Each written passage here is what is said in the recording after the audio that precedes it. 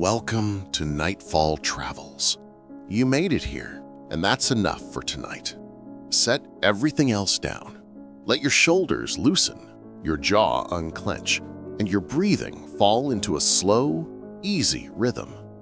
As the room grows quiet, imagine the lights of the day dimming one by one until only a gentle darkness remains. In that darkness, a soft glow appears. Not a single star, but a band, broad, pale, and threaded with faint clouds. This is our home seen from within, the Milky Way. Before we begin, find a place where you can rest. Let your body sink into comfort. Tonight, Nightfall Travels will take you on a quiet journey to a place where only peace waits. If you have headphones, put them on and let each word carry you gently into the night. You can drift off at any time. And while you settle in, if we're live, feel free to share in the chat where you're listening from and what time it is there. Across the world, others are beginning their own journey with Nightfall Travels, and for a moment, we share this stillness together. Begin with the idea that the Milky Way is a spiral system, a wide, slowly turning disk of stars, gas, dust, and an unseen mass that holds it all together. In its light, we recognize structure, long curved arms, a denser central region, a faint halo beyond the disk. In its shadows, we sense what we can't see directly, matter that does not emit light yet gives the galaxy its steady grip. None of this needs effort from you. Let these pictures form like a constellation behind closed eyes. Now place us in that structure. Our star is not at the center and not far outside either. The Sun and its planets orbit within a quieter lane between larger arms, a neighborhood stable enough for long, slow histories to unfold. Around the galactic center, our solar system moves swiftly by human standards, hundreds of thousands of kilometers each hour, and yet the path is so vast that a single circuit takes on the order of 200 to 250 million years. Astronomers call that span a galactic year. Since the Sun formed, only a few dozen such years have passed. The scale itself is restful. It tells you there is time. Everything we know is a small chapter in a very long book. In that light, Andromeda's approach is not an interruption but the next page. Our local group, the family of galaxies that includes the Milky Way, Andromeda, and many dwarfs, is bound together. Over great periods, bound things tend to gather. The space between them is not an emptiness that separates forever, but a stretch of distance over which gravity still has a voice. The voice is not loud. It speaks in long, slow changes, a shared drift, a slight brightening toward the center, a rearrangement of glowing lanes into new curves. As you breathe, let this scale steady you. Collisions on Earth are sharp and brief. Galactic encounters are flowing and drawn out. The Milky Way was shaped by many such flows, from the delicate unspooling of a dwarf companion to the grand, careful waltz with Andromeda that still lies far ahead. The stars themselves do not panic. They move where gravity asks them to move. The light they make continues. The streams they leave behind mark the paths for anyone patient enough to look. If your eyes grow heavy, you can let the rest of the details wait for another night. For now, keep only a few images: a scarf unwinding into a turning wheel, a pair of pale spirals leaning toward each other across an ocean of dark, the sky, changed, not shattered, settling into a new, wider glow. The galaxy grows by gathering. It remembers by orbit. It moves by steps too slow to hear. you can rest inside that slowness. When you're ready, we'll turn from the broad history of mergers to the quiet clues carried by individual stars, their chemical fingerprints, their ancient ages, and the way those small truths reveal the Milky Way's earliest chapters. Nightfall Travels now turns to the oldest voices in the Milky Way, the quiet, enduring stars whose light carries memories from before the spiral settled into its present shape. Think of them as elders moving at the edge of a gathering. They speak softly, but if you listen, they tell you how the gathering began. Many of these elders live high above and far below the bright galactic plane, in the halo, where orbits are long and tilted and the sky thins to a gentle darkness. Their ages reach back to a time when the galaxy was still assembling, when the disk we picture so easily had not yet unfurled its arms. Astronomers have a simple word that unlocks much of this story: metals. In everyday language, metals are iron and copper, gold and nickel. In astronomy, a metal is any element heavier than helium. The very first generation of stars formed from almost pure hydrogen and helium, the raw material left after the universe cooled from its hot beginning. When those first stars lived and died, they forged heavier elements and returned them to space. Later stars formed from that enriched gas. So an old star will often be metal poor, and a younger star will typically show more of those heavier elements in its light. This gives us a calm way to read time. When we analyze a star's spectrum, the faint lines that mark which elements are present, we're reading a chemical fingerprint set at birth. Two stars born from the same cloud tend to share a similar pattern, a quiet family resemblance written in ratios: iron to hydrogen, magnesium to iron, calcium to silicon, and so on. This method, sometimes called chemical tagging, lets astronomers group far-flung stars that drift apart over billions of years. The Milky Way may scatter siblings across the disk and halo, but the chemistry they carry stays, like a shared accent that never quite fades.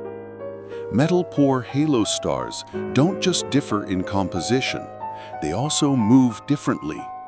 Instead of the nearly circular orbits common in the thin disk, they often follow elongated paths that climbed far above the plane before arcing back down. Some even orbit in the opposite sense to the bulk of the disk, a gentle sign that they were not born inside the galaxy's settled rotation. Their motions hint at an origin in smaller galaxies that fell in long ago and were unstitched by tides. In this way, the halo becomes an archive of mergers, each star a page, each orbit a margin note, each chemical pattern a date on the spine. To measure ages with more care, astronomers combine chemistry with other quiet tools. One is isochrone fitting, which compares a star's temperature and brightness to theoretical tracks of stellar evolution. Another is astroseismology, which listens for subtle pulsations in a star's light that reveal its internal structure. The two methods, used together where possible, narrow the estimates. They confirm that some halo stars are truly ancient, formed when the Milky Way was still a loose gathering cloud. If numbers float through your mind, let them pass like slow driftwood. You only need the feeling that these are very old suns, steady and reserved. There are rarer elvers still, stars so lacking in heavy elements that their iron content is a whisper, thousands or tens of thousands of times lower than the sun's. They are not the first stars. Those were massive and short-lived, but they likely formed soon after, from gas touched only lightly by the first explosions. Such stars burn dimly and endure for eons. Their chemistry suggests a cosmos still finding its footing before repeated cycles of birth and death enriched the interstellar medium. To hold their light in your thoughts is to stand near the threshold of the galaxy's earliest dawn without needing to cross it. Closer to the disk, another record endures in globular clusters, dense, nearly spherical gatherings of hundreds of thousands of stars. Many clusters are older than the thin disk itself. They orbit in the halo like patient lanterns and carry their own layered histories. Some show multiple stellar populations formed in bursts. Some trace sweeping, inclined paths that cross the plane with unhurried regularity. While clusters will take their fuller place later in our journey, it helps to know that they, too, steady the sense of age, compact time capsules, golden with old light.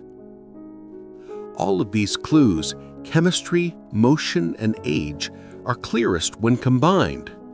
Precision maps of stellar positions and velocities let astronomers follow streams and substructures that the eye alone could never see. Spectroscopic surveys add the elemental fingerprints. Together, they reveal families that were once intact, remnants of small galaxies drawn into the Milky Way's pull, stretched thin, and left as trails. In those trails, stars often share the same low metallicity and the same broad, inclined, or retrograde motion. You can imagine the original systems as islands in a slow-moving river gradually worn into the current until only their distinctive sands remain.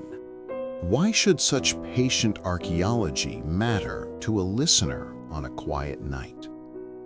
Because it makes the galaxy more than a picture. It turns the Milky Way into a biography, with chapters you can trace even while drifting towards sleep. When you hear metal-poor halo star, you can translate it into a feeling, an elder moving on a long, cool path, carrying a simple composition and a long memory. When you hear chemical fingerprint, you can think of it as a signature, unobtrusive, precise, and permanent, signed at the moment of birth and legible eons later. The calm lesson in all of this is that the galaxy keeps records without trying. No ledger, no vault, only stars moving as gravity asks and shining with the elements they were given. Each is content to be what it is. Taken together, they let careful observers reconstruct how the Milky Way drew itself from smaller parts, how the disk grew thin and ordered over time, and how remnants of earlier shapes persist in the halo like pale embroidery on a dark fabric. It is a gentle kind of knowledge, assembled without haste, respectful of long spans and small differences. As you breathe, you may imagine a single faint red star high above the plane, low in metals, steady in its light. You do not need to name it or measure it. You can simply hold the idea that it has circled the galaxy for most of its history, through tides and quiet encounters, through the unfurling of spiral arms and the settling of clouds into new suns. It has watched the Milky Way become itself. It is still watching, without effort. In our next step, Nightfall Travels will come closer to our own path through this structure, our neighborhood between larger arms, the gentle speed of our motion around the center, and the wide, measured heartbeat of a galactic year. For now, let the elders keep their watch, and let their calmness become your own. The galaxy remembers. You can rest. Nightfall Travels brings us gently to our own place in the Milky Way, a small, steady motion nested inside larger, slower motions. Think of it as a set of calm orbits within calm orbits. Earth turns beneath the sky, the moon circles Earth, Earth circles the sun, and the sun, with all its planets, makes its way around the center of the galaxy. None of these motions feel hurried from where you are. They are smooth and regular, like a tide that never breaks, only rises and falls. Our solar system moves quickly in human terms, traveling hundreds of thousands of kilometers each hour around the galactic center. Yet distance stretches the pace into something restful. At this speed, a single lap around the Milky Way takes roughly 200 to 250 million years. That span is sometimes called a galactic year. Since the Sun formed, we have completed only a few dozen such years. A simple breath holds the same relationship to a day that one of our years holds to this orbit. Brief, natural, part of a rhythm that continues whether we notice it or not. We do not travel along a straight line. Our path is a nearly circular arc around the galaxy's center. And even that circle is not perfectly flat. The sun drifts gently above and below the galactic plane over tens of millions of years, as if riding a slow swell on a wide sea. This vertical motion does not demand our attention. It is too gradual for that. It is simply there, a reminder that nothing in the galaxy is entirely rigid. Gravity's pull is not a thin string. It is a broad field that guides and restores, letting stars sway a little as they go. The neighborhood we cross is quiet. We live in a smaller lane of stars between two larger spiral arms, a calm spur rather than a crowded highway. In such a place, supernovae are less frequent and the radiation storms of busier regions less likely. It is not an absence of activity, only a gentler version of it. You can imagine our spur as a side street that still leads everywhere, but with fewer bright bursts and fewer heavy footsteps. The view includes open clusters, dark clouds, and the faint powdery glow of distant arm segments. The result is a sky that allows long, stable histories to unfold. If you look for landmarks on this slow road, one is the idea of the co-rotation region, a distance where the average speed of stars around the center roughly matches the pattern speed of the spiral arms. Near this match, our path does not cut across the arms as often as it might elsewhere. That means fewer passages through very dense star-forming regions and fewer abrupt changes in our surroundings. The effect is subtle, but like the difference between a stream's main current and a nearby eddy, it adds a degree of steadiness to the flow. Another gentle landmark is the local environment carved out by past activity. Surrounding the Sun, astronomers find a cavity in the interstellar medium, a region of thinned gas shaped long ago by multiple supernovae. You don't need the details, only the picture. Our system drifts within a bubble of lower density material bordered by denser clouds. It is a quiet echo of earlier events, and like so many features of the galaxy, it changes slowly. It gives us a sense that even when the Milky Way is calm, its calm is the result of many small actions layered over time. The scale of our motion invites a simple form of perspective. As we orbit, continents drift on Earth, climates shift, and life evolves. Yet the stars around us do not stand still while we move. They also travel on their own orbits. Over millions of years, the arrangement of our nearest neighbors changes. Familiar constellations loosen and reform, not suddenly, but gradually, almost unnoticeably. the sky you recognize is a snapshot from within a moving system. The long exposure would show everything in a slow, shared drift. Inside this drift, small variations are normal. We pass through patches of interstellar gas and dust, most too diffuse to change our days, but real nonetheless. The sun's magnetic field expands outward in a wind that wraps the planets and shapes a protective region around them. Beyond that, the galaxy's radiation hum continues, the faint passage of high-energy particles that travel great distances. It is all part of the same environment, not empty, not crowded, simply inhabited by quiet processes that carry on whether we are watching or not. You can walk through these ideas at the same measured pace we walk around the center. First, a sense of speed that does not feel like speed. Hundreds of thousands of kilometers per hour and yet no rush. Second, a sense of scale that turns numbers into calm. Hundreds of millions of years per orbit and yet no pressure.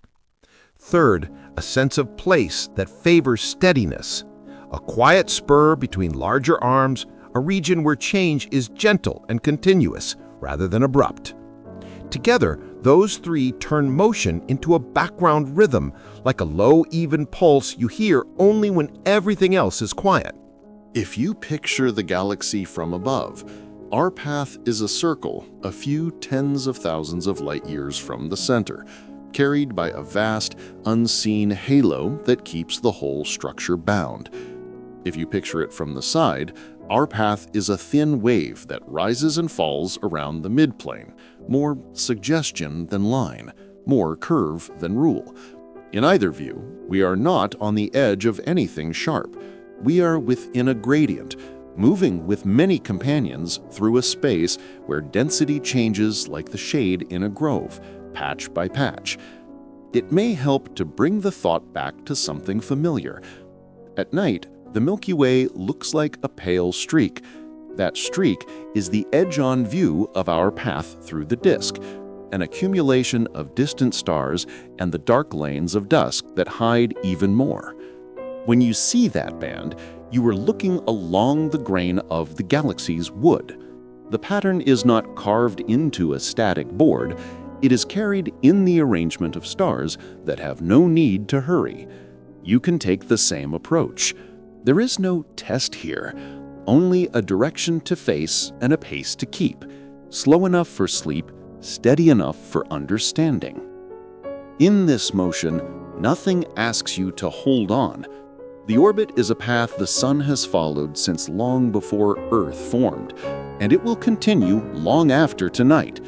You can rest inside that continuity. The same gravity that guides stars holds your body close to the bed. The same rhythm that carries the sun around the center carries your breath in and out without fuss. When thoughts wander, bring them back by tracing the simple loop. A quiet lane, a long circle, a gentle rise and fall. Repeat it until it becomes a feeling rather than a picture. When you are ready to move on, we will turn from our path to the galaxy structure that supports it. Why spiral arms are patterns rather than fixed lanes, why the outer stars move as they do, and how something we cannot see gives the Milky Way its enduring shape.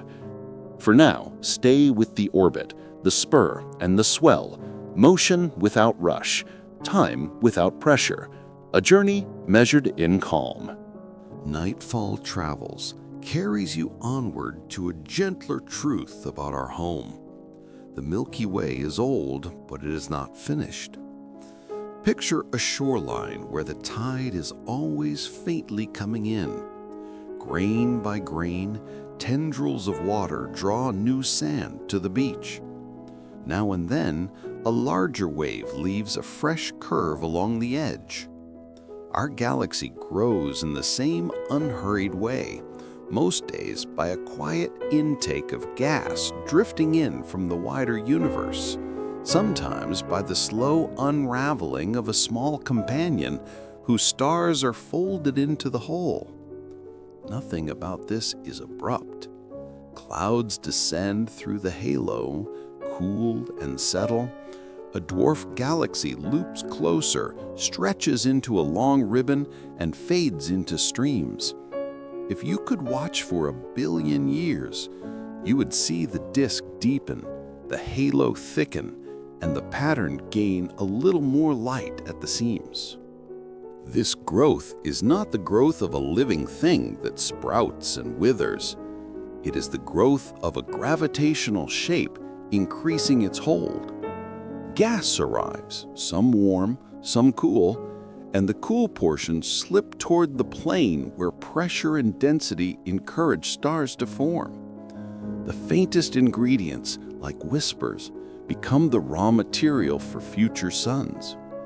When the source is a passing satellite, the process adds a soft kind of texture, a ring here, a spur there, a family of stars with a shared chemistry crossing the disk at an angle.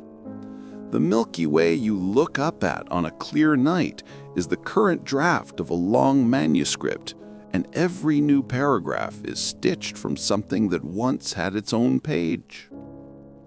Now, turn to the spiral pattern itself. It's natural to imagine a neat pinwheel, 4 graceful arms curling out from a luminous center. But from our seat inside the disk, the view is partial and complicated. Dust lies thick along the plane, veiling far distances. Starlight overlaps, perspective flattens 3 dimensions into a hazy band.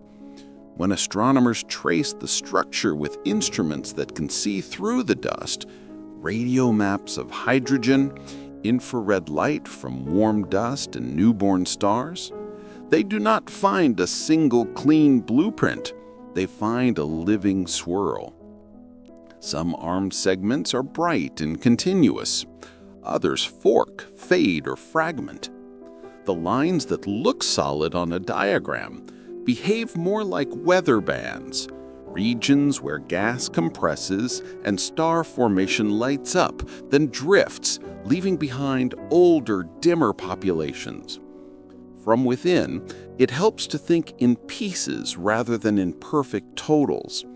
There are 2 dominant rivers of material curving from the inner galaxy, and between them smaller lanes and spurs, one of which is our own, a quieter byway with room for long stories to unfold. In some longitudes, arm tracers align. Massive star clusters, glowing hydrogen clouds, dark filaments, so the pathway looks strong and obvious. In other directions, the arm tracers spread out, hinting that the arm is less a rail and more a moving invitation. As the pattern rotates at its own measured speed, waves of slightly higher density pass through the disk, squeezing gas just enough to seed new stars. Those newborns, especially the short-lived, luminous ones, mark the crest of the wave. When they age and dim, the crest has already traveled on. Think of it as a slow traffic pattern that keeps reappearing. Cars do not form the jam. The jam is a shifting region cars move into and out of. In the Milky Way, the cars are stars and gas clouds. They enter the denser region, ignite new light, and leave it behind. The arm persists as a pattern even while its members change. This is why counting arms from inside is tricky. You are counting ripples rather than rails, and the ripples blend, split, and reconnect. Some segments look like feathers, the so-called feathering off a main arm. Some look like bridges, tying one curve to another. The galaxy prefers suggestions to straight lines. Even the tools that clarify the picture remind us of its complexity. Radio telescopes track the faint 21-centimeter glow of neutral hydrogen that threads the disk far beyond what our eyes can see. Infrared surveys reveal the heat of dust wrapped around stellar nurseries, lighting up places where clouds compress and collapse. Precise measurements of distances to star-forming regions let astronomers anchor the pattern point by point, like stitching a quilt from the inside out. Each method adds a layer, and together they show that the Milky Way's spiral is both ordered and irregular, an arrangement shaped by gravity, rotation, and time, but also nudged by past encounters and the pull of the halo that surrounds everything. While the arms sketch where stars are being born, the broader growth of the galaxy continues in the background. High above the disk, enormous reservoirs of tenuous gas drift in, some in long streams stripped from companions, some as scattered clouds falling through the halo. A portion arrives cool enough to join the disk with little fuss. A portion arrives warmer, shedding heat as it settles. Over long spans, this inflow replaces what star formation and stellar winds return to space, keeping the galaxy supplied without hurry. You can picture a slow, wide breath. Material rises from the disk in hot bubbles and chimneys, cools in the halo and returns. Fresh gas adds from outside. The cycle repeats with no clear beginning or end. It is tempting to think that a galaxy reaches a final form, as if the story could stop at 4 arms or 2 arms. But the Milky Way's structure is more like handwriting than print. The same letters reappear, but each line is slightly different. The bar in the center may lengthen or slow over time. The warp in the outskirts may tilt a little more one way and a little less the other. An incoming dwarf may carve a faint channel across the halo and set a new ripple running through the disk. What remains consistent is the quietness of these edits. They accumulate, they do not shout. For a listener easing toward sleep, the useful picture is simple. The Milky Way keeps taking small steps forward. It gathers new material gently, it reworks what it has, it lets arms appear where compression is strongest, and lets them fade where the pattern moves on. Our position in a modest spur means we watch much of this from a calm lane. We see the band of the galaxy overhead on a moonless night, brighter toward the center, patchier toward the edges, laced with dark dust that hides as much as it reveals. Behind that lace, the mechanism continues, clouds drifting, waves passing, stars winking on and settling down to the long task of shining. If your thoughts want a closing image, try this: a broad, slow river seen at dusk from above. The main current is clear. Smaller currents branch and rejoin. Eddies circle in the lee of bends. Leaves and light move with the water, but no leaf defines the river. The Milky Way is that river. Its arms are long currents that keep their shape even as the leaves change. Its growth is the steady addition of tributaries and rain. We do not need the exact map to feel the flow. We only need to know that the pattern holds, the changes are gradual, and the night is wide enough to fit them all.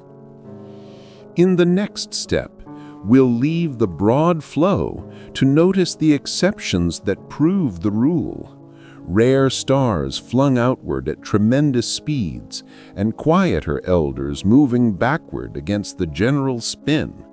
a reminder that even in a well-guided system, there are paths that diverge. For now, let the swirl remain a swirl, the arms remain suggestions, and the growth remain a soft incoming tide.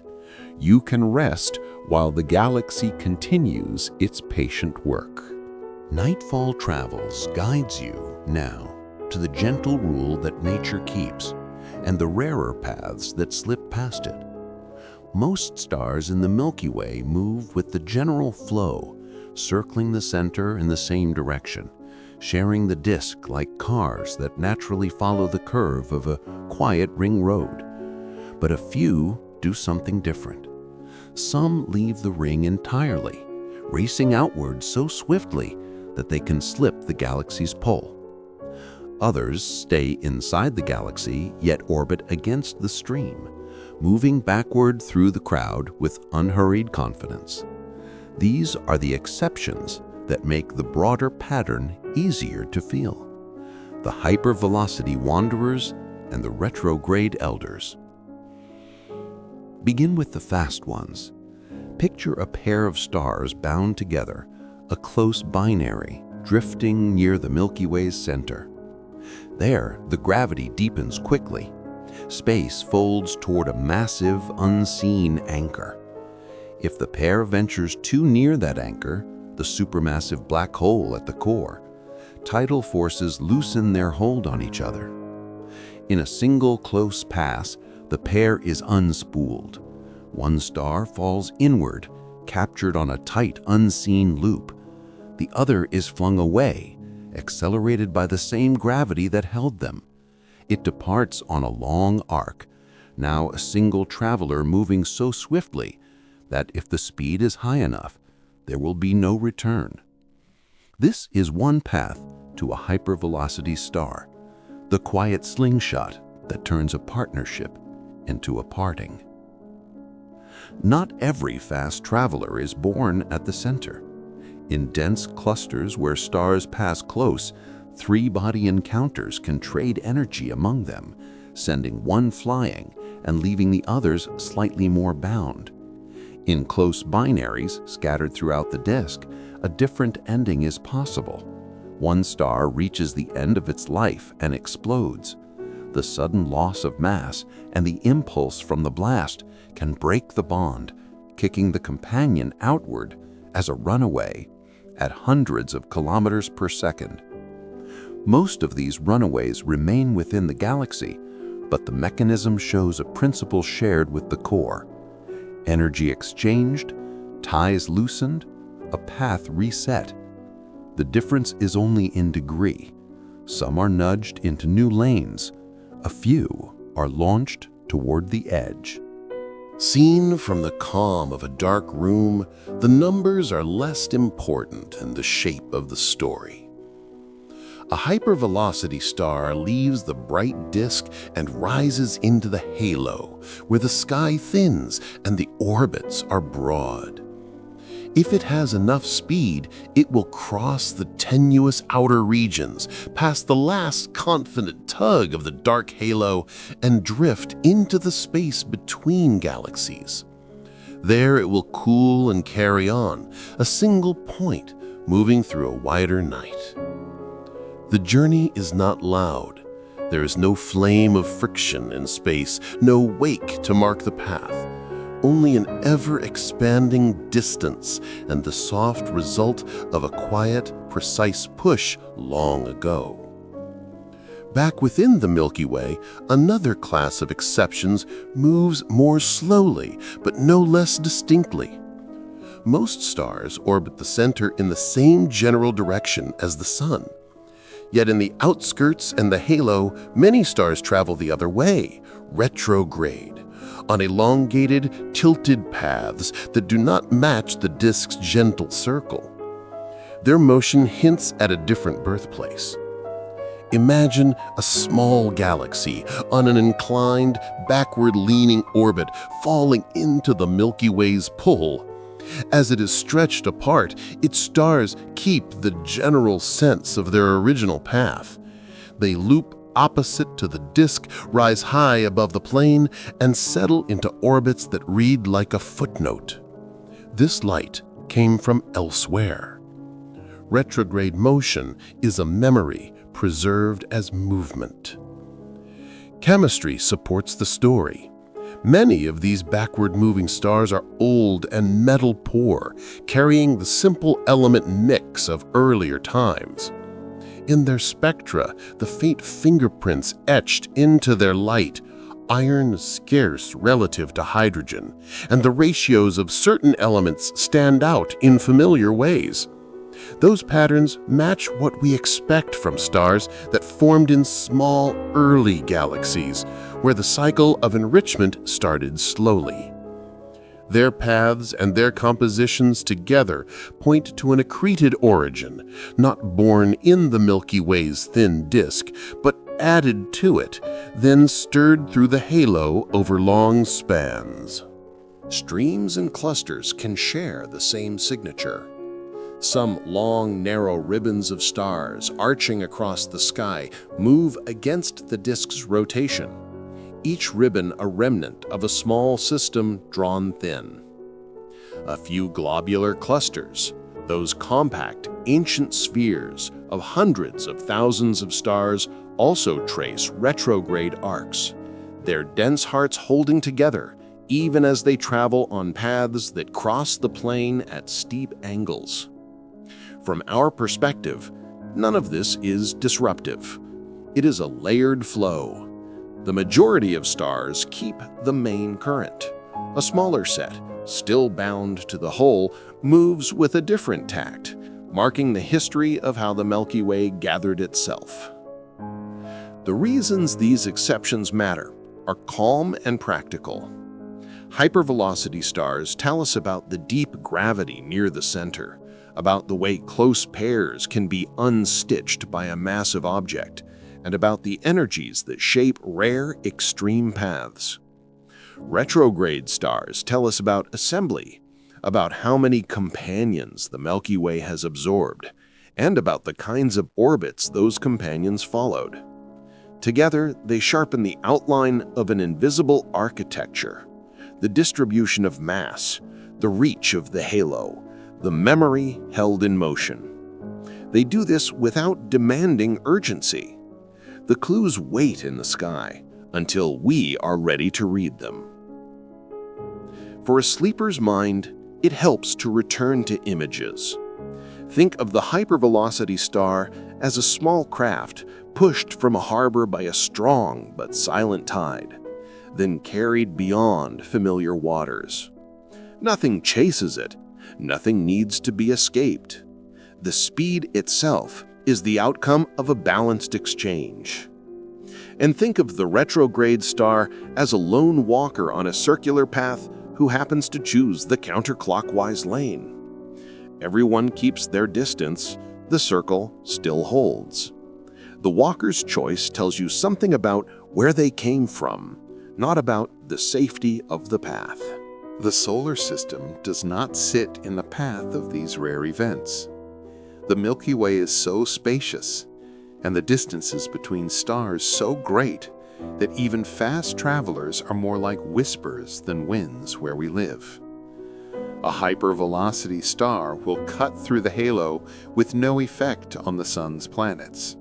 A retrograde stream will slide past, far above the disk or far below. Its stars as indifferent to our small neighborhood as we are to theirs. The significance of these motions lies in what they reveal, not in what they threaten. They are tracers, not hazards. If you want to place these exceptions within the broader flow, picture the galaxy as a steady river, with the occasional eddy and the rare leaf that rides a fast, slanting current out to sea. The river still moves toward its basin. Its banks still hold. Its surface still reflects the sky. The odd leaf and the quiet backflow do not change the river's nature. They make it clearer. They give the eye something to follow, a way to perceive depth and motion where the surface might otherwise look still. As you breathe, let that depth and motion become part of the calm. Most stars keep the stream. A few slip the curve. A handful move against it, untroubled, carrying the memory of small galaxies folded into a larger one. In all cases, the Milky Way accommodates them with ease. Gravity sets the lanes. Time provides the distance. Light writes the record. You do not need to hold the details, only the sense that even the exceptions belong. The galaxy's quiet includes them. In our next step, we'll lean into the unseen scaffold that lets the outer stars circle as they do, the reason the disk holds together at its edges, and the gentle proof that most of the galaxy's mass does not shine.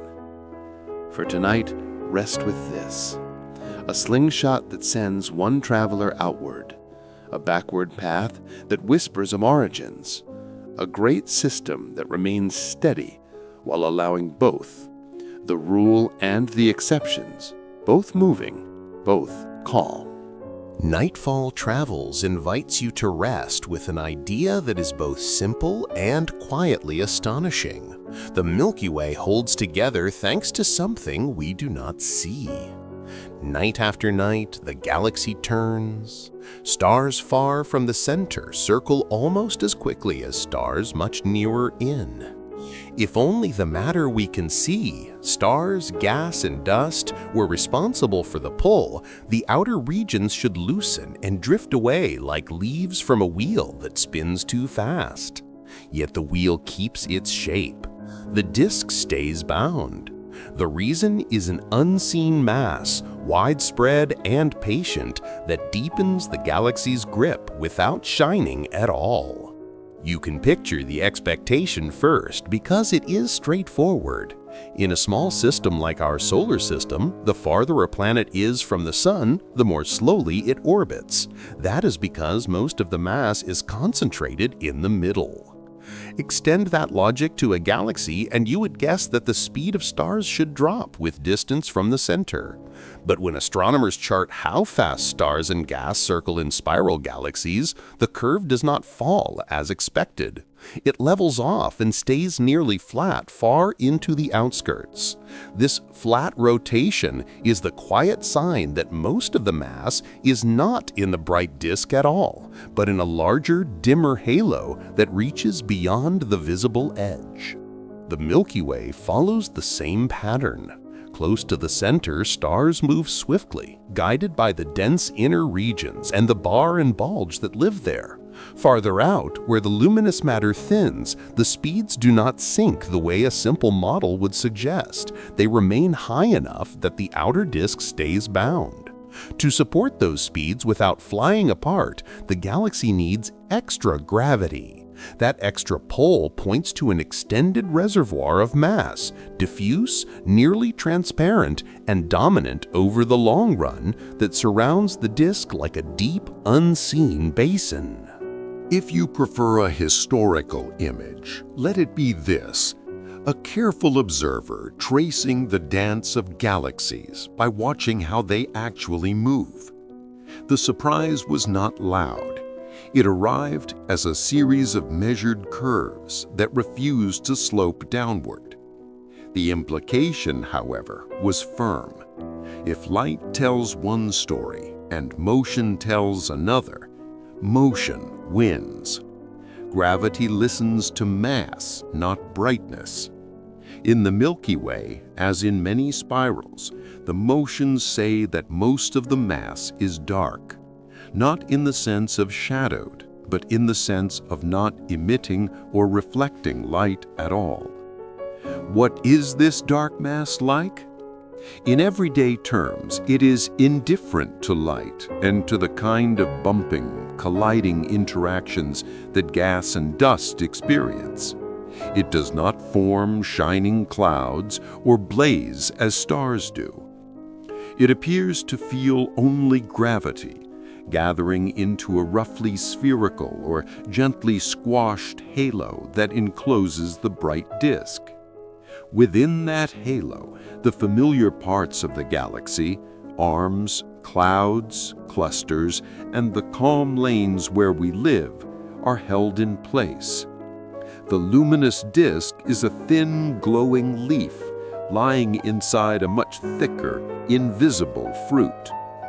Estimates of how much of the Milky Way's total mass is in this unlit halo vary because we must infer it from motion. But the broad picture is steady. The dark component outweighs the bright by several times. The halo extends far past the last obvious stars, perhaps 10 times the radius of the visible disk or more, fading gradually into the night around us. Satellite galaxies, small companions that orbit the Milky Way, move in ways that reflect this deep enclosure. So do long, delicate stellar streams. When mapped precisely, their bends and wiggles trace the underlying pull, like ribbons testing a breeze. There are other harmonious hints. The way galaxies cluster on the largest scales, the rise and fall of the cosmic web, the pattern of small ripples in the afterglow of the early universe. All are described cleanly when we allow for a kind of matter that gravitates but does not shine. Closer to home, the Milky Way's own structure, its quick inner rotation, its stubbornly fast outskirts, its ability to collect and keep a wide disk of stars, fits naturally into that same framework. We are not being asked to hold a contradiction. We are being asked to accept a support that is real because motion says it is real.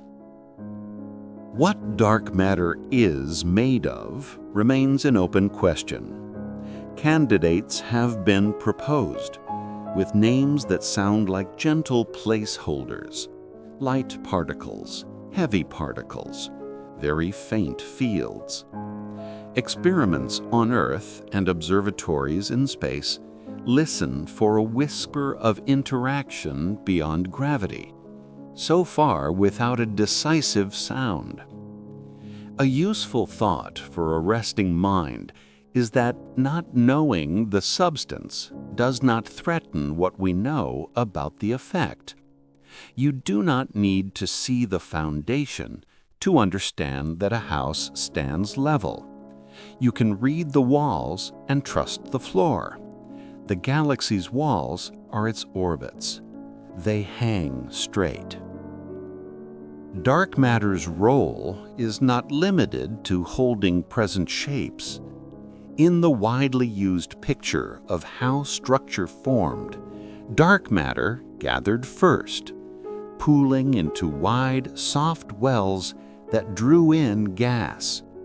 Within those wells, the gas cooled, condensed, and formed the first stars and small galaxies. Over time, those small systems merged into larger ones. The Milky Way, with its quilt of ancient streams and its bright disk embedded in a vast halo, is exactly this kind of assembled object. The unseen component provided the scaffolding, the luminous component filled it in with arms, clusters, and the quiet neighborhoods where systems like ours could settle. There are alternative ideas that adjust the rules of gravity to explain flat rotation without adding unseen mass. They are interesting to consider, and careful studies compare them with the same data. For now, the simple, durable match between many lines of evidence, galaxy motions, galaxy clustering, the early universe pattern, gives the dark matter halo a calm lead. The conclusion is not reached by force. It is reached by patience, the way a shape emerges from many faint sketches layered together. If you keep only one picture, let it be the rotation curve itself. distance along the bottom, speed rising at first and then staying level instead of slanting down. That steady line is the galaxy telling you about its deeper mass in a language as gentle as it is precise. The Milky Way's outer stars are not breaking the rules. They are obeying a fuller set of rules that includes a component our eyes cannot register. The same gravity that tucks you into bed and keeps your feet on the floor also ties the disk to a halo you will never see. There is comfort in that. Support does not need to be visible to be real. Much of what lets the night feel safe is quiet and unseen. Springs under mattress, timbers inside a wall, a beam you never look at that still holds the roof. The galaxy is like that on a grander, slower scale.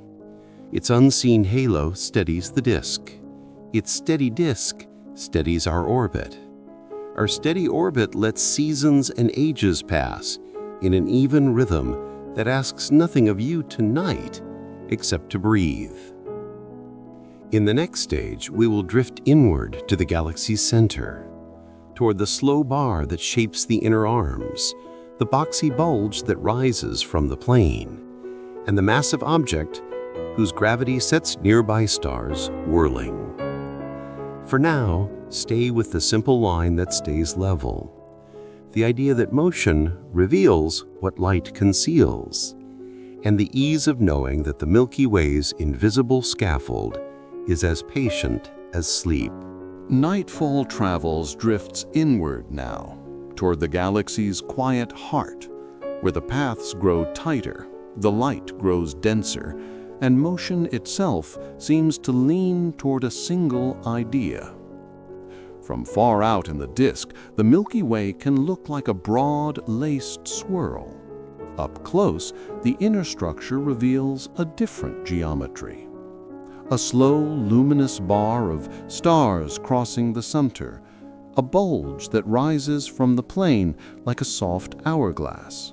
And deep within that arrangement, an object so compact that we do not see it directly, only the way nearby stars hurry in its presence. Begin with the bar, because it is the gentlest guide. Imagine a glowing bridge of old reddish stars that stretches across the central region, not a straight beam, but a settled, elongated swirl. It turns slowly, like the center of a wheel that lags the rim, and its gravity organizes the inner disk. Gas clouds feel the nudge of that elongated pull and are steered into lanes that curve inward. Those lanes feed rings and arcs where gas piles up, compresses, and kindles new stars. If you picture the Milky Way as a river system, the bar is the broad, shallow ridge that guides many streams toward a common basin. Nothing about this happens quickly. It is a shepherding more than a shove, a suggestion that the inner arms follow as they curl toward the core. Now, let the gaze rise above the plane. The central brightness is not a neat sphere.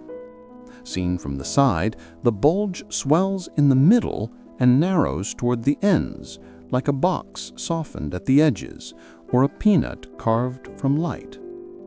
This shape likely comes from the bar itself, which over long spans can buckle and puff upward, lifting stars into orbits that arc above and below the plane in an orderly fan. The result is a three-dimensional structure that remembers a two-dimensional one, a vertical bloom atop a horizontal spine. It is not a flourish. It is the natural outcome of many orbits finding a stable compromise in a crowded place. Inside this layered geometry lies a smaller, hotter environment, the central molecular zone. Here, dense clouds loop along oval tracks, threaded by magnetic fields and stirred by the streaming flow. Star formation proceeds in bursts and lulls. Fed by gas, the bar has guided inward. You need not hold the technical names, rings, X-shaped orbits, leading edges. It is enough to know that the center breathes differently than the calm lanes where we live. It inhales gas along the bar. It exhales energy in occasional flares and winds. Between those breaths, it glows in infrared and radio, a steady ember at the Milky Way's core. Deeper still is the object that sets nearby stars whirling, the supermassive presence we call the central black hole. We do not watch it shine because it does not. We watch stars close to it trace tight loops in the sky, finishing full circuits in just a handful of years. Their speeds, fast enough to circle a tiny region in far less time than the Sun takes to complete one galactic lap, tell us how much mass must sit inside their orbits. The amount is immense, millions of suns worth, yet the space that holds it is small by stellar standards, something closer to a system's innermost paths than to the breadth of the solar neighborhood. The conclusion is quiet and firm. Only a black hole can gather that mass into so little volume and keep it bound. Sometimes, a pocket of gas drifts inward and heats as it spirals down. For a while, the region around the black hole brightens, not to the eye, but in X-rays and radio, before the material crosses the unseen boundary and vanishes from our view. Mostly, though, the core is subdued. It waits. The patience fits the rest of the center. The bar turns without hurry. The bulge holds its shape. Clouds complete long, open ellipses that repeat for generations. The place that could be violent is, for now, composed. If you wish to connect the center's calm with its history, there are hints written far above and below the plane.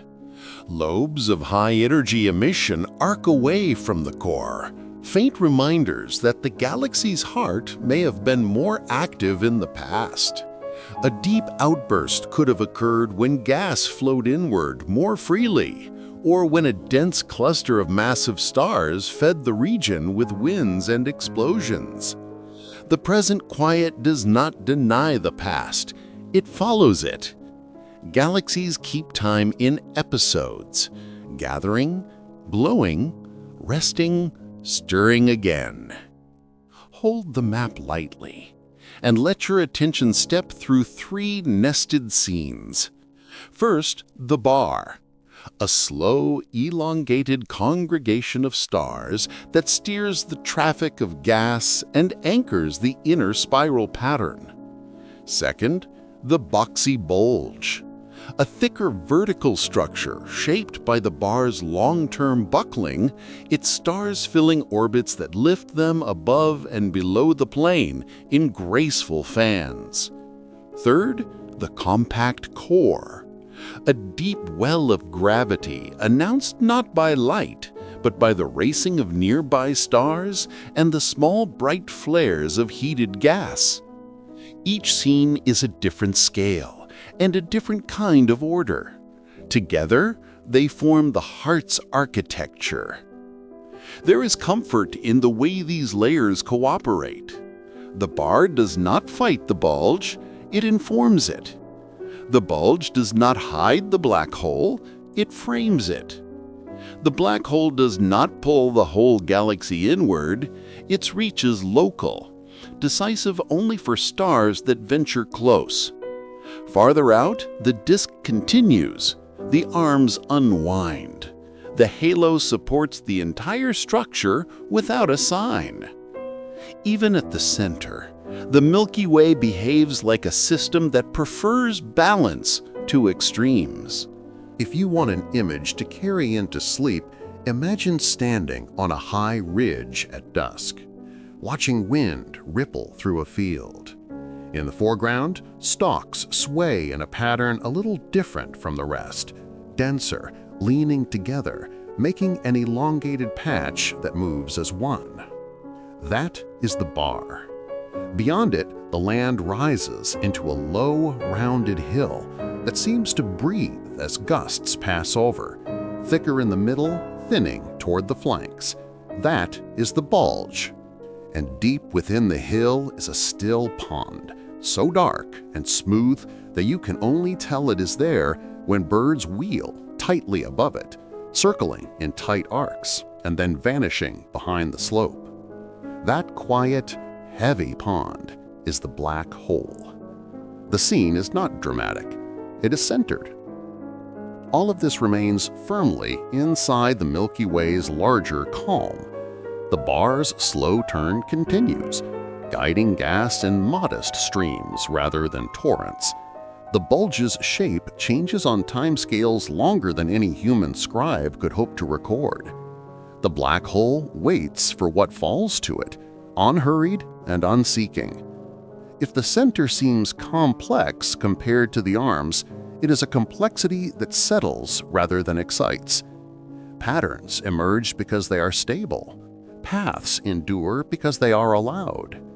For a resting mind, the lesson is plain. Even the galaxy's most intense place is organized. There is an order to how material enters, how it orbits, and how it sometimes departs. There is an order to the shapes that rise from the plane. There is an order to the silence between brief flares. You do not need to memorize the architecture. You only need to feel the way it holds itself together, layered, patient, and full of motion that asks nothing from you tonight but to breathe and let the picture rest. When you are ready, we will step outward again to the regions where stars are born, the vast, cold clouds that collapse into clusters, the dust that hides them in visible light while revealing them in longer wavelengths, and the way the peace of this creation has eased as the galaxy matures. For now, let the bar remain a quiet bridge, the bulge a gentle rise, and the core a small, dark pond that keeps nearby stars in their lithe, confident loops. The center is not a storm. It is a structure. It turns as you sleep. Nightfall Travels guides you softly into the places where stars begin, the dim, cold regions that hide inside the Milky Way's brighter swirls. From a distance, the spiral arms look like lines of light, but they are really patterns picked out by birth. Within them, vast clouds of gas and dust drift in slow lanes. When those clouds are nudged and gently compressed, they kindle. The result is not a blaze, but a settling brightness, newborn stars pushing back the dark around their cradles. The arms are outlined by these brief illuminations, curls of blue-white light superimposed on an older background that remains patient and faint. These birthplaces, giant molecular clouds, are quieter than their scale suggests. They can span dozens or even hundreds of light years, yet their temperatures hover only a few degrees above absolute zero. Much of the gas is molecular hydrogen, hard to see directly, so astronomers track companion tracers and dust that ride along with it. Inside, the clouds are not smooth.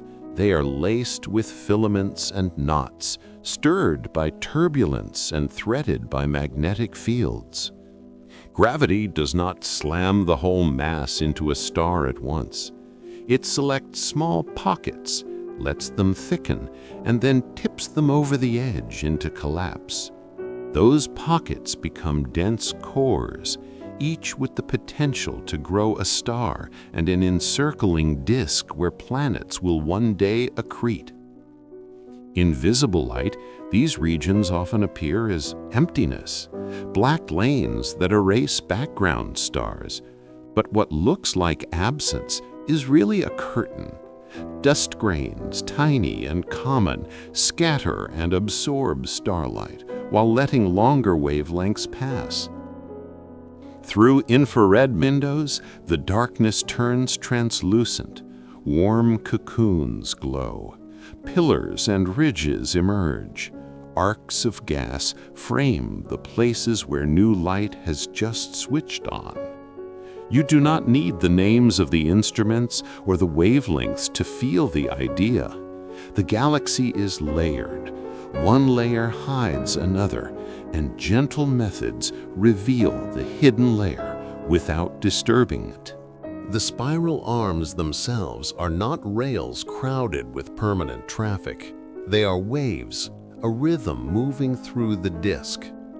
As the wave passes, gas is compressed, and compressed gas is more likely to form stars. The stars do not stay fixed to the crest. The youngest, brightest ones mark it for a while because they live briefly. Then they fade, and others farther along announce the next crest. In that way, the arms persist while their bright signposts change. From inside, counting arms becomes less like counting fingers and more like counting ripples in a pond at night. The pattern is there, but it is a moving thing, not a piece of hardware. In this environment, feedback is part of the quiet. Massive stars live short lives and end as supernova, brief, intense events that can outshine a galaxy for a moment. The blast waves from those deaths ripple through the interstellar medium, stirring nearby clouds, compressing some edges enough to spark fresh collapse, while shredding others into filaments and shells. Between those extremes, stellar winds and ultraviolet light from young clusters carve cavities, blow bubbles, and let hot gas rise out of the plane along chimneys. None of this is chaos for its own sake. It is the way the Milky Way stirs its ingredients, mixing, seeding, and setting the stage for later generations to form. The pace of all this is changing, not by stopping, but by easing. Long ago, the Milky Way, like many galaxies, formed stars more rapidly than it does now. Much of the gas then was denser or more readily cooled. Interactions were common, inflows were stronger.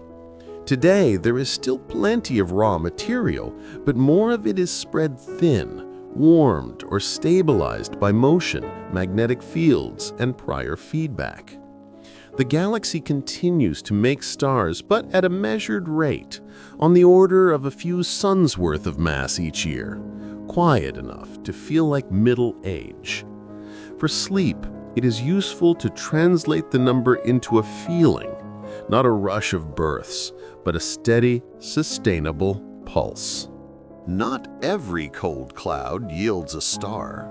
Some remain dark and unlit for a long time. Perhaps turbulence props them up. Perhaps magnetic fields thread them in ways that resist collapse. Perhaps their density is simply too low. These starless clouds move like potential through the disk. A passing wave, a shock front from a distant explosion, or the slow drift into a denser region may give them the last small nudge they need. Or they may unravel, their material recycled elsewhere by forces as gentle as shear and as simple as time. In these places, the galaxy seems to hold its breath. When stars do form, they rarely form alone. A collapsing cloud often fragments, and the fragments ignite together, first as a tight, embedded cluster, and later as a loose association once radiation and winds have cleared the birth shroud away. The stars share an age and a chemical fingerprint. For millions or hundreds of millions of years, they may drift in each other's company, gradually unbinding as encounters with passing stars and the galaxy's tidal field peel them off, one by one, into the wider population. Even our sun most likely began life with siblings that have long since wandered elsewhere, their kinship preserved not in proximity, but in the tracery of elements in their light. The material that does not become a star in the first round is not wasted. As massive stars die, they return enriched gas to space. Red giants shed their outer layers gently. Supernovae seed the medium with iron, oxygen, carbon, and heavier elements forged in their cores or in their final shocks. Dust condenses in cool winds and in expanding remnants, a faint haze of grains that will later help new clouds cool and shield their centers as they collapse. The Milky Way breathes through this cycle. Outflows to the halo, inflows back to the disk, fresh arrivals from intergalactic space, and the quiet rain of recycled matter into the next generation's cradles. If you would like an image to hold while you drift, picture a dim valley at dawn. Low fog hugs the ground. That is the cold molecular gas. As the sun you cannot see yet warms the air, some patches of fog thin and reveal fields beneath. That is the infrared view piercing dust. In the distance, a ridge sheds small avalanches that send ripples through the valley, the supernova and winds that nudge clouds into new shapes. No single moment defines the scene. It changes by degrees, and the changes accumulate until the valley is full of light.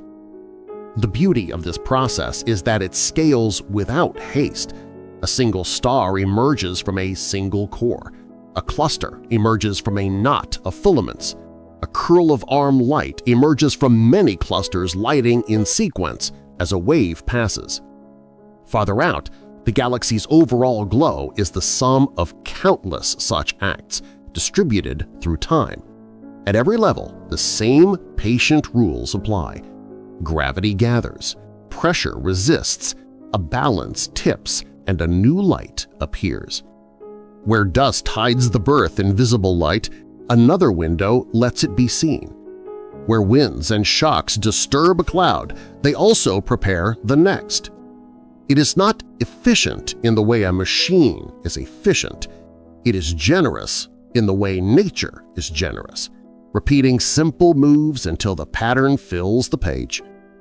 Before sleep takes you deeper, let the night outside stand in for the galaxy's layered calm. The band you might see on a clear, moonless evening is the sum of distant stars and the shadows of dust that veil even more. Behind those shadows, in longer wavelengths, new suns are turning on. The Milky Way is still making light, not in a hurry and not at random, but as part of a steady choreography that has been in progress since long before we arrived to notice it. In our next step, we will leave the cradles and look outward beyond the thin, bright disk to the vast, faint halo and the ancient clusters that drift there like patient lanterns. For now, let the nurseries glow behind their curtains. Let the winds rise and settle, and let the galaxy continue its careful work while you rest.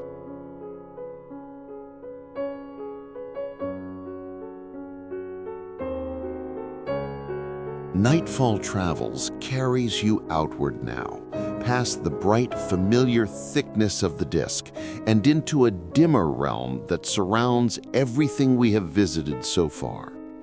If the Milky Way's arms and bar are its handwriting, the halo is the paper, vast, quiet, and easy to miss when you stare only at the ink. Here, the light grows thin, Stars are fewer, spaced across enormous distances, and their paths loop slowly around the galaxy in orbits that can take billions of years to complete.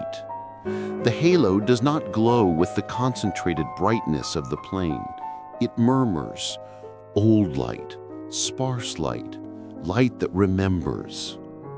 Begin with the simplest picture.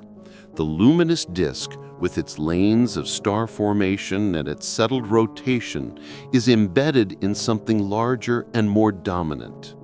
Around the disk stretches a roughly spherical envelope of mass, most of it invisible, that gives the Milky Way its deep gravitational hold. Threaded through that envelope are the halo's visible tracers. Ancient stars on long, inclined orbits, faint streams stretched from shredded companions, and compact clusters that drift like lanterns in a cold night. Compared to the crowded neighborhoods inside the disk, this region feels like open country. Fewer houses, longer roads, a horizon that keeps stepping back. The clusters are the halo's most striking points of light. Globular clusters are dense, nearly spherical gatherings of stars, hundreds of thousands bound together by their shared gravity. Many are older than the thin disk itself, with ages reaching back more than 12 billion years. Stand with one in your mind for a moment. A gold-tinged sphere, tightly packed at the center, its stars aging together with the patient steadiness of a long winter. In their light, iron is scarce, heavy elements are sparse. The chemistry speaks of a time before repeated cycles of stellar birth and death had enriched the galaxy's gas. They are not just pretty ornaments, they are time capsules. Most stars in a given globular cluster were born from the same gas, yet many clusters reveal subtle subpopulations. Stars with slightly different chemical fingerprints, as if the cluster breathed once or twice more after its first burst of formation.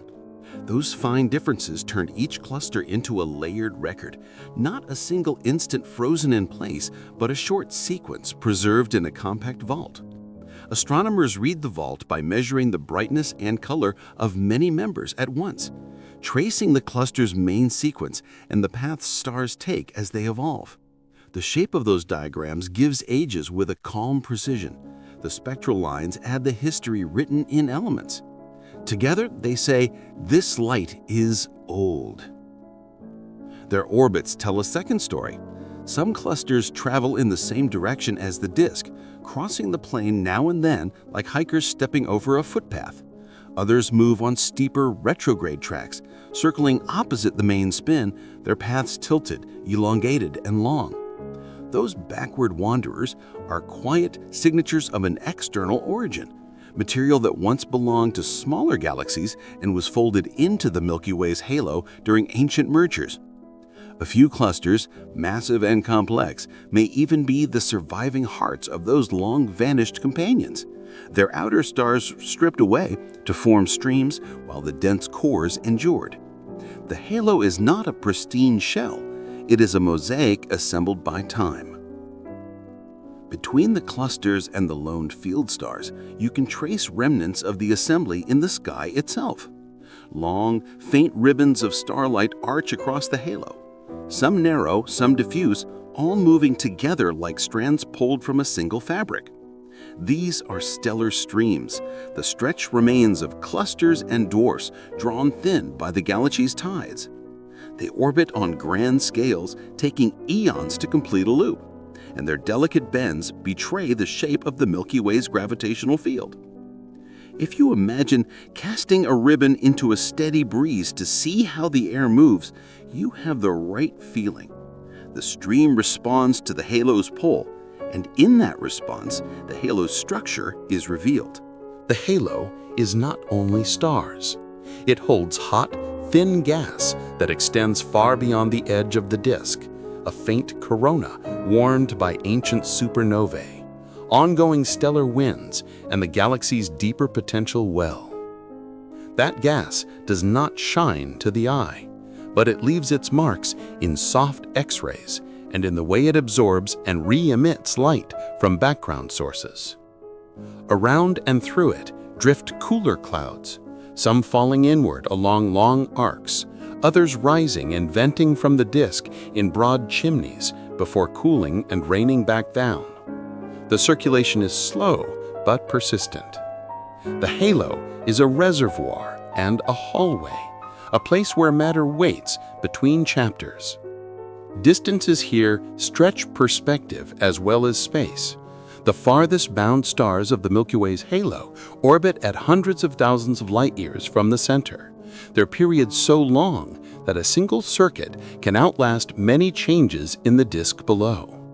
They are faint and few, but they help define the galaxy's reach. Between them, tiny satellite galaxies, some so dim they were only recently recognized, move on tilted paths like shy companions. Each carries its own small population of ancient stars. Each is a pebble in the tally of how the Milky Way grew. Even in this sparse realm, tides are at work.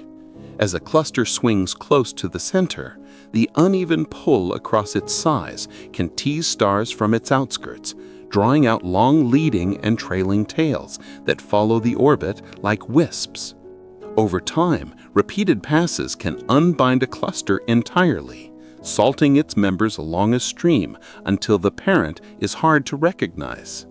Some remnants remain dense enough to persist for the age of the galaxy. Others fade into the general population, their existence betrayed only by the shared chemistry of their former siblings. The halo remembers not with photographs, but with patterns. The halo is not only stars. It holds hot, thin gas that extends far beyond the edge of the disk, a faint corona warmed by ancient supernovae, ongoing stellar winds, and the galaxy's deeper potential well. That gas does not shine to the eye, but it leaves its marks in soft X-rays and in the way it absorbs and re-emits light from background sources. Around and through it drift cooler clouds, some falling inward along long arcs, others rising and venting from the disk in broad chimneys before cooling and raining back down. The circulation is slow but persistent. The halo is a reservoir and a hallway, a place where matter waits between chapters. Distances here stretch perspective as well as space. The farthest bound stars of the Milky Way's halo orbit at hundreds of thousands of light-years from the center, their periods so long that a single circuit can outlast many changes in the disk below. They are faint and few, but they help define the galaxy's reach. Between them, tiny satellite galaxies, some so dim they were only recently recognized, move on tilted paths like shy companions. Each carries its own small population of ancient stars. Each is a pebble in the tally of how the Milky Way grew. Even in this sparse realm, tides are at work. As a cluster swings close to the center, the uneven pull across its size can tease stars from its outskirts, drawing out long leading and trailing tails that follow the orbit like wisps. Over time, repeated passes can unbind a cluster entirely, salting its members along a stream until the parent is hard to recognize. Some remnants remain dense enough to persist for the age of the galaxy. Others fade into the general population, their existence betrayed only by the shared chemistry of their former siblings. The halo remembers not with photographs, but with patterns. Nightfall Travels follows the faintest handwriting in the sky now, the long pale threads that reveal how the Milky Way assembled itself, and the soft bends that show the disk is willing to flex. From a truly dark place, the galaxy looks like a smooth band, but careful maps uncover stitching everywhere. Stellar streams, each a ribbon of stars moving together on orbits so broad that a single loop can take billions of years. They are leftovers of what our galaxy has gathered. Globular clusters slowly pulled apart, small companion galaxies unspooled into arcs, leaving quiet trails that cross the halo like chalk lines on a dark board. These lines are not dramatic to the eye. They are delicate, precise, and patient, and they carry the memory of how the Milky Way grew. Imagine setting a silk ribbon into a steady breeze. You do not see the air itself, but the ribbon shows you its shape. A stellar stream behaves that way. Each star is small enough to feel only gravity. Together, the stars trace the invisible wind of the galaxy's mass. Where the ribbon bends gently, the halo beneath it is broad and calm. Where it kinks or frays, something has tugged. Perhaps a dim satellite passing near, perhaps a clump of unseen matter drifting through. Some streams are needle-thin, lingering tales of disrupted clusters.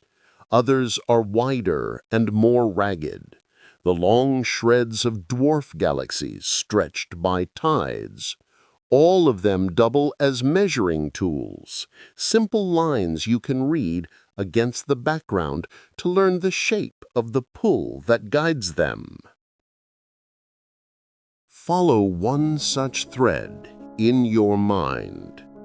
It rises far above the plain, coasts over the galaxy's north, and descends on the far side in an orbit tilted like a hoop tossed through the air. Its leading edge drifts ahead. Its trailing edge lags behind. Over time, the two edges separate into nearly parallel lanes that wrap the sky like matched scratches on glass. If you could tag 1,000 stars along both lanes, you would find that many share similar chemistries, element ratios that whisper of a single birthplace, and that they move in step as though remembering the compact system they once formed. Even broken streams remain readable. A gap here, a slight bend there, a faint S-curve that says the halo's gravity is not perfectly smooth. Closer to the plane, another quiet truth appears. The Milky Way's disk is not perfectly flat. Far from the center, one side of the outskirts lifts, while the opposite side dips, giving the whole sheet a shallow, graceful warp. Radio maps of neutral hydrogen reveal this shape most clearly, but the tilt shows up in other tracers too, reminding us that the disk is a flexible sheet, not a rigid board. The cause is not one shove. Passing satellites tug as they orbit. The deeper, slightly off-center pull of the halo leans on the rim. Repeated small encounters add their nudges over time. The result is an S-curve so gentle you could miss it by eye, yet so persistent that it circles the galaxy like a soft seam. If you picture the warp from the side, you can imagine the galaxy breathing. One rim eases upward, while the opposite rim eases down. And over great spans, the pattern drifts around the circumference like a thoughtful hand moving around a clock. Inside the disk, smaller corrugations ride along as well, undulations in stars and gas like a low swell on a wide sea. These ripples are signatures of past encounters, softened by time, still legible in the way orbits tilt and layers thicken toward the outskirts. Even the dark dust lanes follow the gentle curves, proof that structure responds together, gas, dust, and stars all bending to the same large, patient rhythm. Streams and warp meet in a single calming idea. Gravity remembers. a dwarf galaxy passes and leaves a ring of debris. The ring stretches into a stream. The stream's curve records the shape of the halo that guided it. A satellite tugs on the disk's edge. The edge bends. The bend rounds the rim for eons, slowly changing phase as the outer parts respond. None of these effects are sharp or sudden. They accumulate.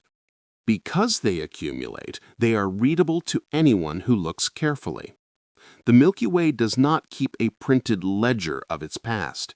It keeps moving traces, and those traces remain long after the actors that made them have faded from view. There is another motion that completes the picture, slower than a wind and steadier than a wave. Energy from clustered, short-lived stars, stellar winds first, supernova later, opens cavities in the interstellar medium and pushes hot gas upward from the plane. Those plumes expand into the lower halo, cool, and begin to fall back, while elsewhere cooler clouds slip inward along long arcs, feeding the disk from above. The result is a quiet circulation, often called a galactic fountain, material rising, mixing, and returning across millions of years. With each cycle, the gas carries a little more of the heavy elements forged in previous generations, seeding future clouds and future stars. It is not a storm with a beginning and end. It is a respiration, slow and sustaining. Look at how the pieces cooperate. Streams map the overall pull, sketching the halo in faint pencil lines you only see when you step back.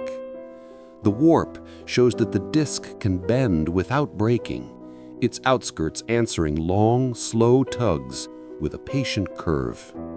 The fountain trades material between disk and halo, keeping the ingredients stirred and available for the next round of star formation, while easing pressure where energy has built up. None of these motions is loud. All of them help the galaxy remain both coherent and flexible, bound by an unseen mass, yet free to rearrange itself in durable, understandable ways. If you want a single image to close your eyes around, choose a night river under starlight.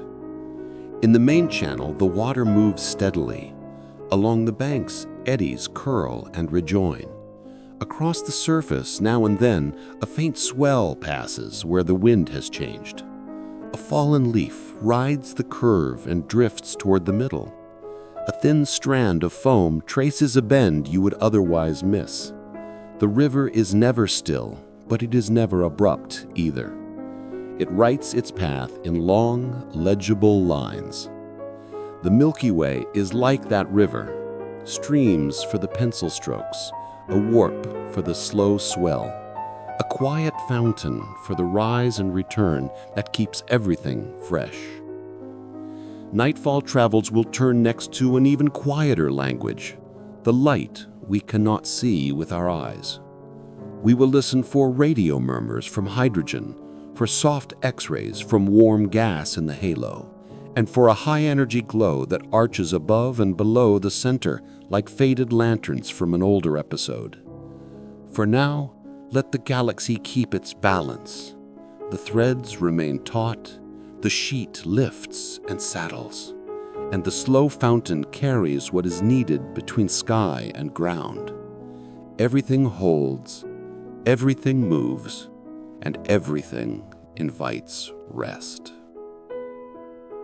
Nightfall Travels invites you to listen to the Milky Way in the colors your eyes cannot see.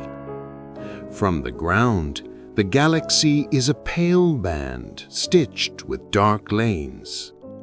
But if you let the spectrum widen, past red into infrared, past violet into ultraviolet, farther still into X-rays, radio, and gamma rays, the same galaxy speaks in many quiet voices at once. Each voice tells a different part of the story, and together they make a lullaby of slow processes, old heat, and patient energy. Begin with radio, because it is the softest whisper and the most penetrating. At a wavelength we cannot see, neutral hydrogen, the most common form of gas in space, emits a faint signal that slips through dust. That 21-centimeter line lets astronomers trace immense rivers of gas coiling around the disk, reaching out past the farthest bright stars. In those radio maps, the spiral pattern is not a drawing, but a census. Long lanes of material, warps at the edge, fountains and chimneys where hot gas rises from the plane and cools in the halo. Other radio light comes from fast electrons, guided by the galaxy's magnetic field, a gentle grainy glow called synchrotron emission. It outlines supernova remnants like smoke rings fading in slow motion, and marks arcs above the plane where energy has passed. Shift to infrared, and the darkness becomes translucent. Dust that blocks visible light warms in the presence of nearby stars and glows softly at longer wavelengths. Infrared surveys sketch filaments and pillars, the curled edges of bubbles, the warm skins of cold clouds. Here you can follow starbirth in mid-gesture, a cluster still wrapped in its cradle, a ridge pressed and brightened by the nudge of a passing wave, a lane where the arm's slow compression has turned murky gas into gentle embers. Nothing is frantic. Even the brightest newborns are small lamps against a vast night. Higher energy light tells the stories of crowded neighborhoods and deep wells. In X-rays, the Milky Way reveals hot gas at millions of degrees, thin but wide as the halo itself. Close double stars, where a compact remnant, white dwarf, neutron star, or black hole, draws material from a companion, shine as focused beacons. Their light flickers with the timing of orbits and accretion, a steady rhythm that instruments read the way a sleeper's breath is read by a quiet room. Spread across the sky is a softer X-ray haze, a background exhalation from the galaxy's hot corona. It is not visible to you now, and it does not ask for attention. It simply exists, like warmth that lingers after the day has gone. Cosmic rays are energy turned into motion, quick particles, mostly protons, launched by supernova shocks and other accelerators. They pass through you without a sound.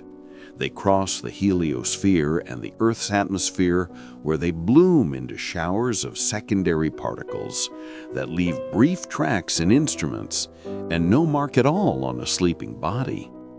Magnetic fields thread the galaxy and guide these travelers, bending their paths into long arcs and making their arrival directions a quiet riddle.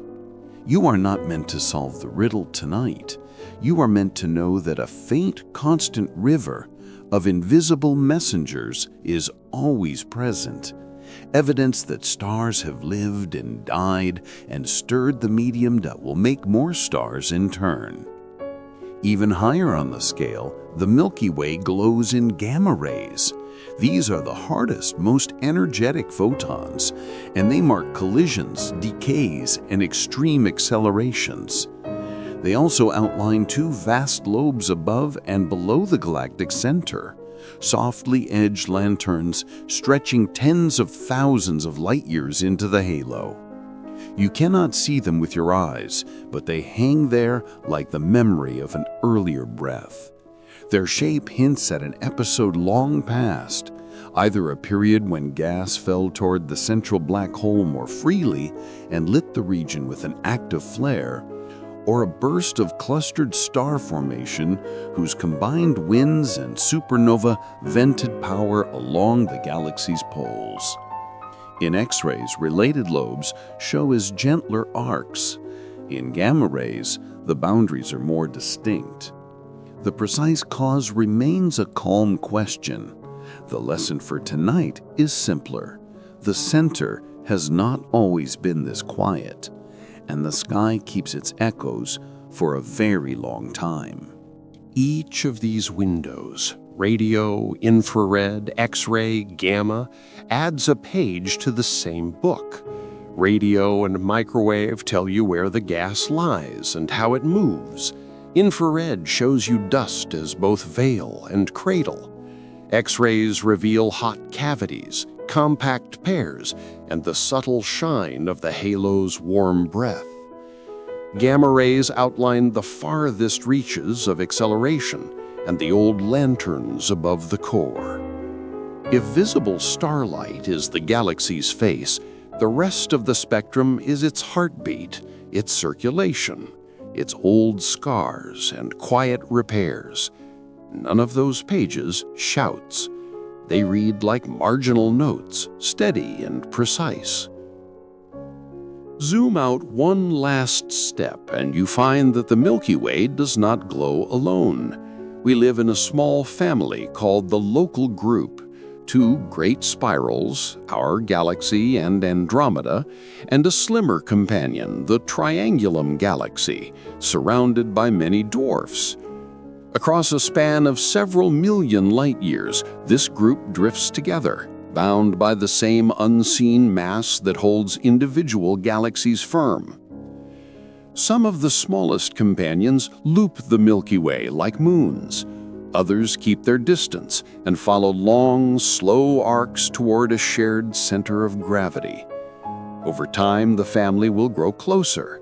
Streams will lengthen, new ones will appear. The two giants will meet and settle. None of it will arrive with haste.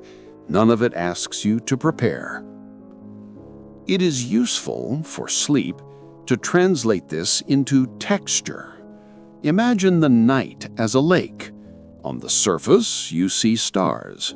Those are the visible points. Under the surface, slow currents circulate. Those are the radio lanes of hydrogen and the halo's warm gas. In the shallows near stones, soft eddies form. Those are supernova remnants and the small, bright X-ray beacons of tight pairs. Farther out, two faint lanterns glow under the waterline. Those are the ancient lobes above and below the center. Around the lake are other pools connected by quiet inlets, the local group, linked by gravity's channels. Nothing splashes. The scene is all small motions, remembered shapes, and a basin that holds. Nightfall Travels keeps only what is needed. The knowledge that the Milky Way is more than a band of light. The sense that invisible colors carry patient stories. The comfort that our galaxy belongs to a larger family, moving together at a pace that suits long rest. You do not have to hold the names or the wavelengths. Let them dissolve into the same calm you use to count breaths. The radio river, the infrared glow, the X-ray hush, the gamma lanterns, the quiet companions, each is a way of saying that the galaxy is active without hurry, structured without strain, luminous even where no eye can see. As you lie still, the parts continue on. Hydrogen turns in wide lanes. Dust warms and cools. Hot bubbles open and settle. Compact pairs sip from companions and pulse. Invisible particles drift through the room and leave no trace. Above and below the center, old shapes remain like dim memories, and between our galaxy and its nearest neighbor, distance closes by a fraction too small to feel. The same gravity that keeps your body grounded under a blanket keeps stars bound to a disk and keeps galaxies gathered in a group. It is all one system of gentle ties. Let that be enough. The spectrum has widened and then softened again, returning to darkness with a little more understanding stitched into it. The galaxy hums, but quietly. The family drifts, but together. Your part is simple. Rest inside the whole. As the room settles, imagine that book opening to a spread of details. Picture the disk as not a rigid wheel, but a pattern of motion. Stars closer to the center sweep around more quickly. Stars farther out move more slowly, and yet they move fast enough that something unseen must be helping the galaxy hold shape. In the arms, cold clouds of hydrogen gather, and gentle compressions nudge them toward collapse. New stars spark in those dense pockets, sending out light that outlines the arms in pale swirls. None of this is noisy. It happens quietly, over long periods, like a tide you can't hear. Think about time a little more. On Earth, days are marked by the turn of the planet and years by its path around the sun. On the scale of the Milky Way, a year is measured in the sweep of the whole system around its center. Our calendars become small, and that smallness is soothing. You do not need to solve anything tonight. The galaxy asks nothing of you. It just turns. We can let the mind step gently from one idea to the next. Somewhere far inward, near the core, stars orbit in tight loops around a massive object. We do not see that object directly, but we see the way it moves things nearby. Somewhere outward, faint streams of stars mark where smaller systems were stretched and absorbed. Above and below the disk, old clusters move in broad arcs, their stars bound together like beads held loosely by gravity's thread. These are pieces of a long history. Assembly, stirring, settling. None of it is rushed. The rhythm is patient. If a thought of numbers arrives, let it pass through without grabbing. It can be enough to know that we move fast through space compared to daily life, and yet we feel no wind. Space does not push back. The motion is smooth, and its smoothness makes room for rest. When your breath is slow, it joins that smoothness. When your attention wanders, let it wander along the pale band that crosses a dark sky on a clear night. That band is the side view of our disk, crowded with distant suns and veiled by dust that hides more than it reveals. Here at the start, it may help to set an intention for the rest of the journey, to notice without effort, to learn without strain. You are not being tested. The facts arrive as gentle markers, like mileposts on a quiet road at night.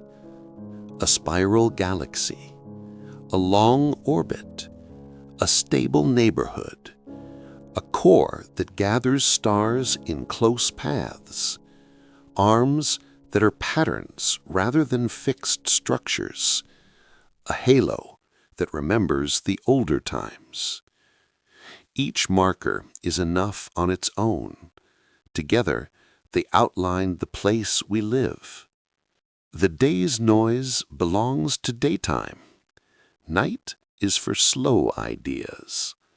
If a stray memory surfaces, acknowledge it and let it drift like a dim star sliding behind a soft cloud. Return to the band of light. Return to the breath. As your breathing settles, Picture the Milky Way again, but now from a greater distance in your mind's eye. See it as a soft spiral, faint at the edges, brighter toward the middle, not perfectly symmetrical and not entirely still. It is not a machine, it is a system. It does not tick, it flows. We will move through that flow section by section, always at a pace that allows sleep to arrive whenever it wishes. In the next stage, the story narrows toward how our galaxy was built, how smaller systems fell in, how strands of stars traced their paths, and how a distant neighbor approaches on a timetable so long that it stays comforting rather than urgent. For now, keep the scale in mind, not as a number to hold, but as a feeling. Time stretched wide, motion smoothed over, change measured in the quiet language of orbits. If your eyelids feel heavy, that is perfectly right. You can let the words soften into background while the body continues its slow work of rest. The Milky Way turns. Your breath rises and falls. The room stays still. There is nothing you need to catch up to. The galaxy is already carrying you. When you are ready to continue, we will take a closer look at how this home of ours grew into its present form, and how, far ahead, it will grow again. For now, stay with the band of light, the easy rhythm, and the simple truth that you are part of a larger, steady motion that asks nothing from you except to rest. Nightfall Travels invites you to glide a little closer to the Milky Way's memory, where motion writes its history in long, faint threads. Our galaxy did not appear fully formed. It was assembled patiently from smaller systems gathered over billions of years. Imagine a wide, dim shoreline at night and the tide drawing in lighter streams of water from many inlets. Each inlet once had its own shape. In the end, all belonged to a single sea. In the same way, the Milky Way has taken in dozens of small companions. Gravity pulled them close, stretched them thin, and folded their stars into the larger disk and halo. The record of that quiet work remains in the sky as nearly invisible ribbons, stellar streams that loop around us like pale signatures on a dark page. One such companion is passing through that change right now. The Sagittarius dwarf galaxy approaches, crosses the plane, and is slowly being taken apart.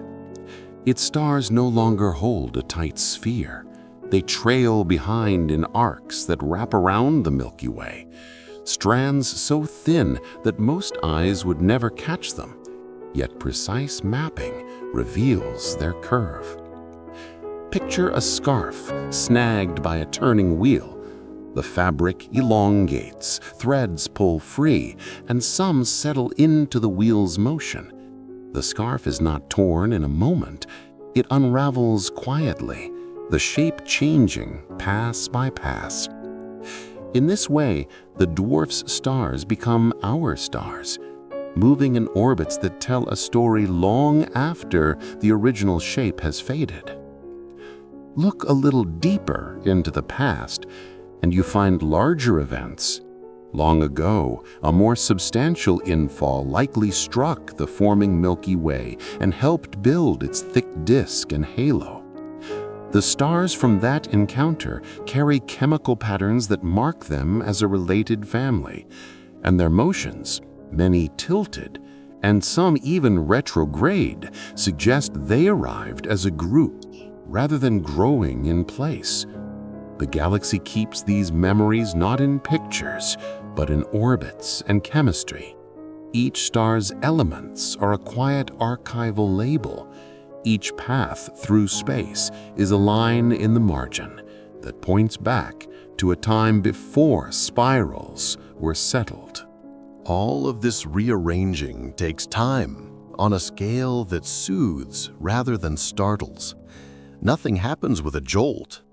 A small galaxy circles, is tugged, sheds a few stars, circles again, and sheds a few more. Friction of a sort, random gravitational nudges from countless stars and the pull of the dark halo slows the visitor's orbit. Gradually, its path becays toward the center, and its contents are stirred into the larger system.